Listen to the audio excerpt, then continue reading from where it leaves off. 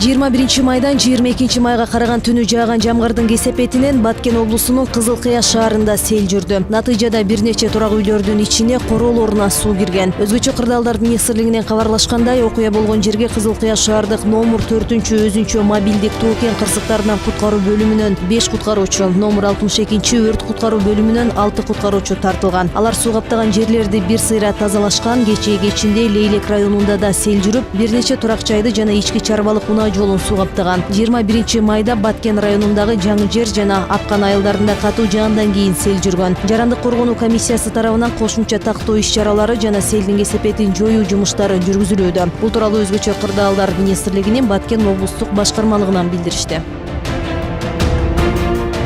Чет өлкөдө каза тапкан кыргызстандыктын сөөгүн алып келүү үчүн маркумдун жакындарына 50 000 сомдон компенсация төлөнөт. Буга кыргыз өкмөтү кабыл алган чет өлкөдө каза болгон кыргыз жарандарын мекенине алып келүүгө кеткен каражатты компенсациялоо токтому шарт түзөрүн Тышкы иштер министрлигинен билдиришти. Каза болгон жаран чет өлкөдө кандай максат менен жүргөнүнө карабай, анын жакындарына 3 күн ичинде компенсация төлөнөт. Ал үчүн маркумдун туугандары жакынын жоготкон күндөн тарта 3 айдын ичинде мамлекеттик миграция кызматынын маалымат консультациялык борборуна арыз менен кайрылуусу керек деп айтылат.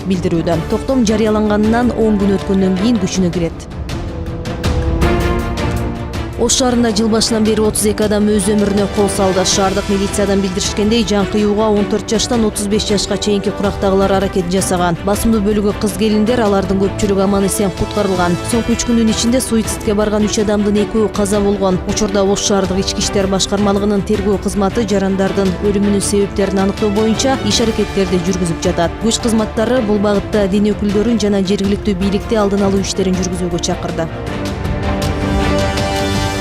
Борбор калаанын Аалы Токомбаев көчөсүндө жайгашкан көп кабаттуу курулушу толук бүтө элек үйдөн чыккан өрт түнкү саат 23:48 өчүрүлдү. Бул туурасында өзгөчө кырдаалдар министрлигинин маалымат кызматынан кабарлашты. Өрт имараттын 11 кабатынан чыккан. Окуя болгон жерге өрт өчүрүүчү 3 бригада иштеп, тилсиз жоо 22:44 чектелип, толугу менен 1 сааттан кийин өчүрүлгөн. Маалыматта 200 чарчы метр жыгач баштыктары күйгөнү айтылды. Учурда өрттүн себеби такталып жатат.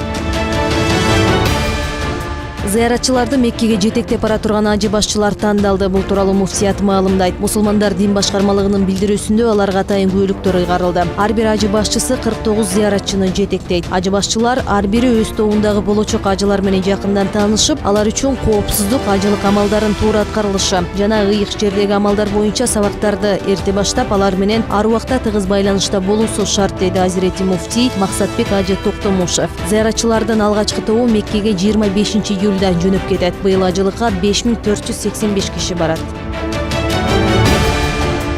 Өзбекстандын борбору Ташкент шаарында Кыргызстандын туризм тармагын тааныштырган иш-чара башталды. Бул тууралуу салтанатты уюштуруп жаткан Кыргызстандык Азия Expedition туристтик компаниясы кабарлады. Самалыкта Кыргызстандагы туристтик жайлар, көчмөндөр оюндары жана башкалар тууралуу маалыматтар берилет. Мында сырткары Кыргызстан менен Өзбекстандын туроператорлорунун жана эс алууну уюштурган бирикмелердин ортосунда жолугушуу өтөт. Иш-чара Маданият министрлигинин алдындагы туризм департаментинин жана Кыргызстандык курорттор ассоциациясынын колдоосу менен өтүп жатат. Жыйын эртең 23 майда белгилегисе, Кыргызстан менен Өзбекстандын ортосундагы саясий мамиле жакшырганы, эки өлкө ичинде бири-бирине саякаттар көбөйдү. Быйыл жыл башынан баштап Ташкент-Бишкек балыкчы поезд каттамы жүрө баштаган. Аба каттамдары да көбөйүп, Ташкент-Тамчы учагы тынбай каттап жатат. Күн алыс Бишкек-Ташкент багытындагы автобус да жүрө баштады.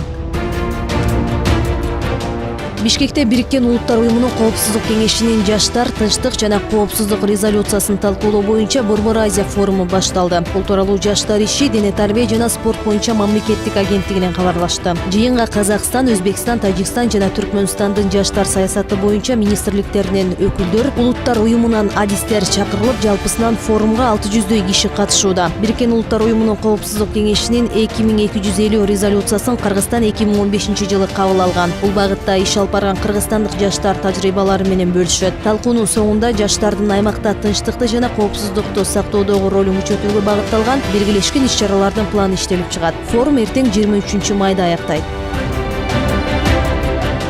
Жаштар иши, дене тарбия жана спорт боюнча мамлекеттик агенттик оор атлетика боюнча Кыргызстандын биринчилиги өтө тургандыгын кабарлады. Мелдеш 21-23 май күндөрү Бишкек шаарынын оор атлетика боюнча олимпиадалык резервдеги балдар өспүрүмдөр спорт мектебинде өтмөкчү. Анда балдар 8 салмак түрү боюнча, ал эми кыздар 7-4 салмак категориясында күч сынашат. Мелдештин жыйынтыгында Азия оюндарына жана дүйнө чемпионатына катыша турчу курама команда куралат. Чемпионат үчүн спорттун олимпиадалык түрлөрү боюнча дирекция тарабынан 28 000 сом бөлүнгөн.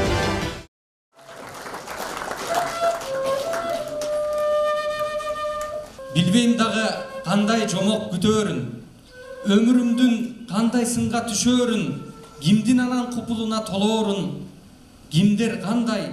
Кече 21 май күнү Бишкекте Алыкул Осмонов атындагы улуттук китепкананын чоң залында жаш таланттар Дооронбек уулу Акжол менен Зарылбек уулу Адилеттин күтүүнүн аягы жана кереге өмүр аттуу ыр жыйнагынын бет ачар аземи болуп өттү. Бул поэзия аруу дүйнө,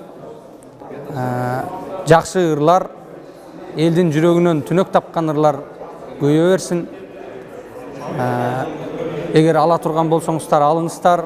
Биз дагы атайын ылайыкташтырып элге экөөбүздүн ырларыбызды бир китептен окуй турган кылып чыгардык. Атайын эмне деп коет, экономдуу түрдө, үнөмдүү кылып. Бул маданий иш-чаранын өзгөчөлүгү эки акындын ыр жыйнагы эки башка аталыш менен бир китепке бириктирилип, окурмандарга сунушталганында болду. Буга чейин жаш таланттардын китептери 500 нускадан 1000 нускага чейин араң чыгып келген болсо, бул эки жаш акындын бириктирилген бир китеби 2000 нуска менен жарыкка чыгып, окурман журтуна да эки автор тарабынан сунушталганынын өзү адабий чөйрөдө жаңылыкты жаратууда. Мындай кош китепти бир чыгаруунун максаты ошол жаштар адабиятына деген адабий чөйрөгө өзгөчөлүк киргизүү. Анан биздин ырларыбыз абдан аз экен. Анан ошондуктан китепти окуган киши, тематикабыз дагы экөөбүздүн ар түрдүү.